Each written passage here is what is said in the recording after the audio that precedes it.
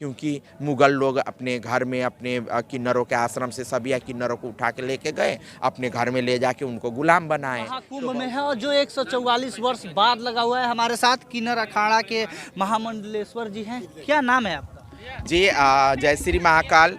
मैं कौशल्यानंद गिरी, स्वामी कौशल्यानंद गिरी, किन्नर अखाड़ा की महामंडलेश्वर और किन्नर अखाड़ा की प्रदेश अध्यक्ष और नगर निगम प्रयागराज की स्वच्छता के ब्रांड एम्बेसडर और किन्नर कल्याण बोर्ड उत्तर प्रदेश सरकार योगी जी ने बनाए हैं, उनका मैं दर्जा क्या बोलते हैं सदस्य हूँ, दर्जा प्राप्त राज्य मंत्री।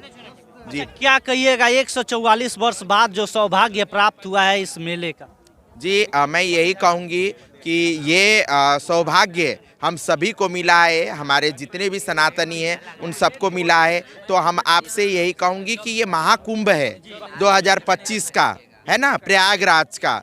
तो आप लोग आपके चैनल के माध्यम से सब कोई आए, आपको मैं स्वागत करती हूँ, प्रयागराज में आवे और इस कुंभ को सफल बनाए, दिव्य बनाए, भव्य बनाए, स्वच्छ बनाए, डिजिटल बनाए और हरियाली बनाए, हरित कुंभ बनाए।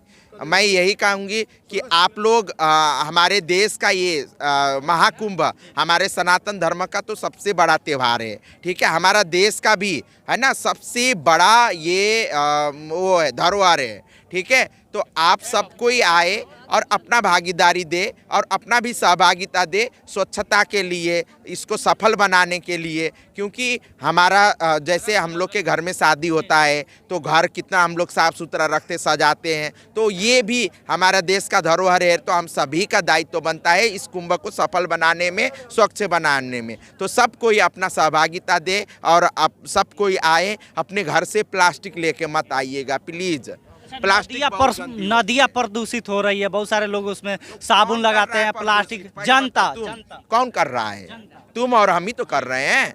तो हम सभी को क्या संदेश दीजिए? तो हम सभी को तो ये कहूँगी, कौन कर रहा है? तुम, हम कर रहे हैं, तो हम सबका दायित्व अजी हम लोग बंद करेंगे। आप देखिए विकसित देश है, चाइना है, जापान है, अमेरिका है, उनका नागरिक भी कितना सभ्य होते हैं, गंदगी कहीं नहीं फैलाते। हमारे देश में तो जहाँ गुटखा खाएंगे वहाँ थूकेंगे, पान खाएंगे वहाँ थूकेंगे, हाँ गंगा जी में आके कपड़ा धोएंगे, गंगा जी में नाला जोड़ देते हैं, इसलिए गंदगी। तो इसको बंद करो। सरकार तो अपने तरफ से काम कर रहा है, आप सब कोई मिल के इसको काम करो, इस चीज़ को बंद करो आप लोग। अच्छा, यहाँ पे जो लोग आ रहे हैं उनके रहने खाने की व्यवस्था की गई है सरकार की तरफ से? पूरी व्यवस्था है? हाँ बिल्कुल, सरकार का भंडारा चल रहा है, रहने के खाने का सारा व्यवस्था कर रहे हैं यहाँ पे। अच्छा, किन्नर अखाड़ा को कब बनाया गया? किन्नर अखाड़ा 2014 में हम लोग 2015 में समझे, 2014 में नालसा जजमेंट पारित हुआ है ना।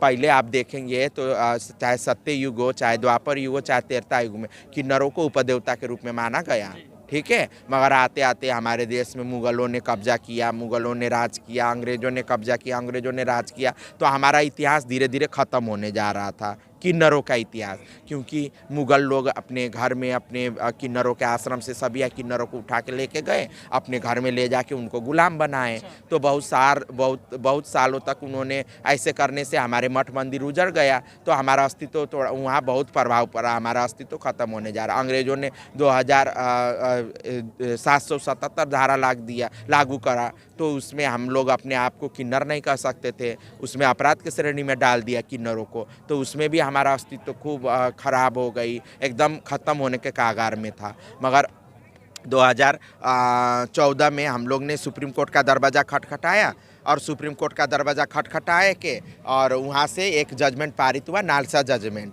ठीक है। नालसा जजमेंट पारित हुआ होने के बाद हम लोग को मौलिक अधिकार मिला। देश आज़ाद होने का 70 साल बाद मौलिक अधिकार पारित होने के बाद फिर हम लोग ने सोचा कि हमारे सनातन धर्म में जब हम लोग को उपदेवता के स्थान था, तो आज तो एकदम से समाज से हम लोग का टाच है, समाज से अलग है। तो फिर से हम लोग खोए हुए गरिमा को स्थापित करने के लिए किन्नर अखाड़ा बनाया और किन्नर अखाड़ा धार्मिक काम तो कर ही रहे, सामाजिक काम भी कर रहे हैं और हम लोग खूब समाज को मजबूती के साथ आगे बढ़ा रहे हैं, खूब अच्छे से हम लोग काम कर रहे हैं, ये समाज में दिखाई भी दे।